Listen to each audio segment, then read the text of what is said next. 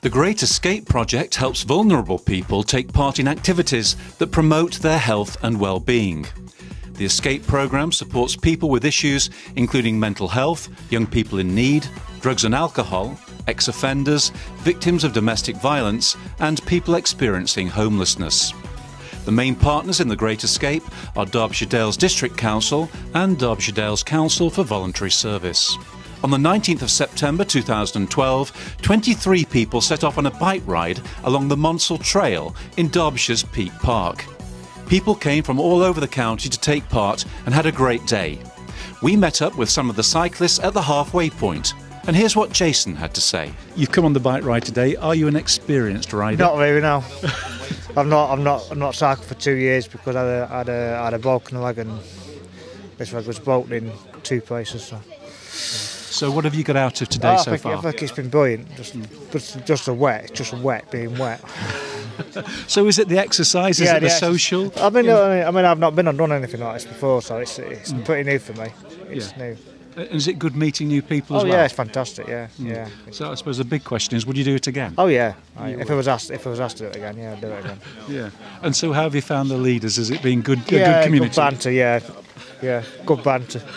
I've had a couple of mates on it, so I've had a couple of mates. So. And how do you feel about the journey back? If it's downhill, it's fine. But if it's uphill, because I'll hurt. Have you had any uphills at the moment? I've had uphills, yeah. I've had uphills a bit, but I've had stopped a couple of times. And what about, would you do this sort of thing again? Do you think it's useful? Oh yeah, I think it's absolutely fantastic. These activities are fantastic. They really are.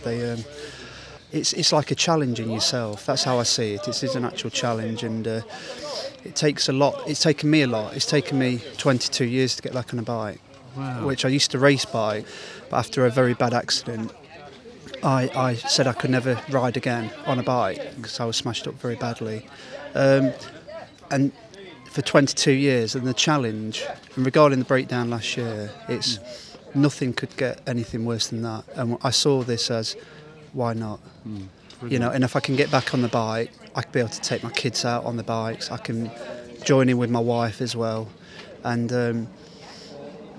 Well, I've come halfway now, and it's going to be downhill all the way back. It's very tough, yes. You know, I'm very scared, I'm very shaky, but obviously doing the exercise, mixing with people alike yourself. On this bike ride there is so much distractions as well, because you've got the beautiful countryside, the fresh air, meeting new people, new faces. To me, I'm just so happy I got out of bed and I actually did it this morning. Regarding last year, I was that close to death, severely that close to death. I'd gone down to 10 stone from 15 stone, and I was just in a mess. And me and my wife were preparing the funeral and stuff. I just did not think I was going to live. I'd lost control.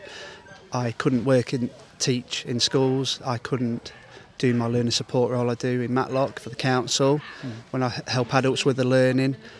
But now I've had to relearn everything. It's like relearning to walk again. And I kept moving forward and moving on, meeting people, and the help with the Derbyshire Federation for Mental Health, the help with the Escape programme, that is fantastic. To get back into the gym, you know, anybody who's got fibromyalgia out there, they know how painful the condition is. It's horrific. And that's what you've had? That's what I suffer every day. That's the pain. Right. That's the main pain. Yeah. The bike crash I had, obviously the fibromyalgia came out several years later. But the impact was there, the damage was done. It was just a matter of time until it was going to come out. And I've had fibromyalgia since I was about 22.